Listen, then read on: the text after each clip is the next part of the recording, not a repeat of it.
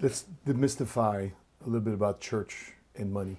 Mm-hmm. You know, oftentimes people say, well, you know, Matt, your YouTube channel or you guys talk about being faith-based, but it's easier for a camel to go through the eye of a needle.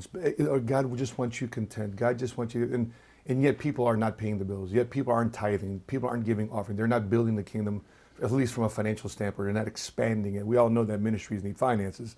So can you speak to that in terms of help? Maybe that's a myth. Maybe that's a myth.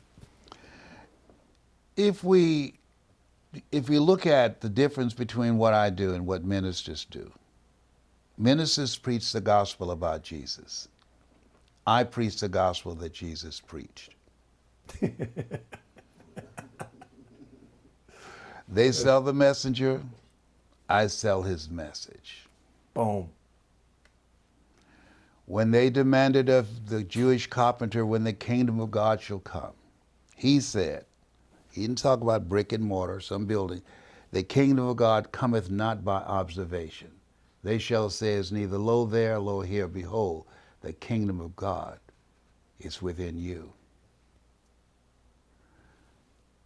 You can't have a kingdom without a king. Kings rule. You must master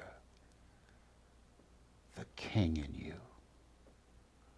Most of us have been programmed to fail. Most of us are being manipulated by the media, by computers.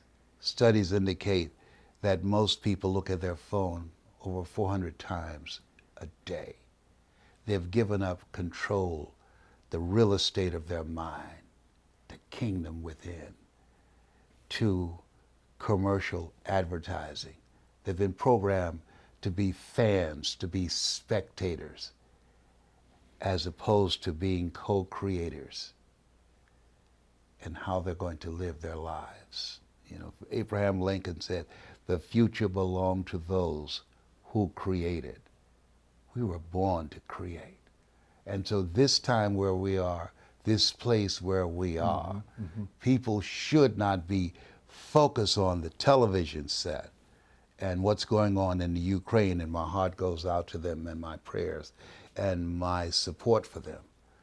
But they should be focused on what kind of person must I become that will help me to learn how to turn adversity to my advantage. Because life is going to always be challenging. Think it not strange that you're faced the fiery furnaces of this world. You will, not you might, you will have tribulations.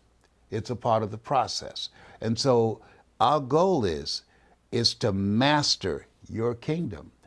That we have to go within, as we say, that you don't live life as it is, you live life as you are. And so if we train our children how to live their lives from the inside out as opposed to the outside in, we can reduce the dropout rate, the suicide rate, the unexplained violent behavior, people fighting over toilet paper in a grocery store or fighting over a parking spot.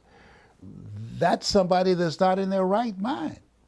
And so people are breaking down to a very large extent.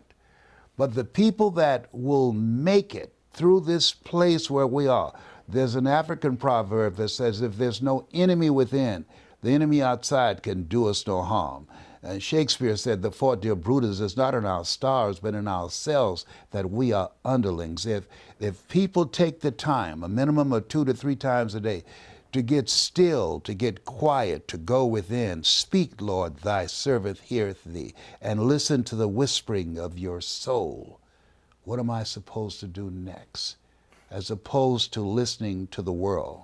Yeah. What you tune into, you turn into. So in this space, we have to focus on how to begin to elevate ourselves above the culture, above all the stuff that we see, and focus on whole a vision of what we want to manifest.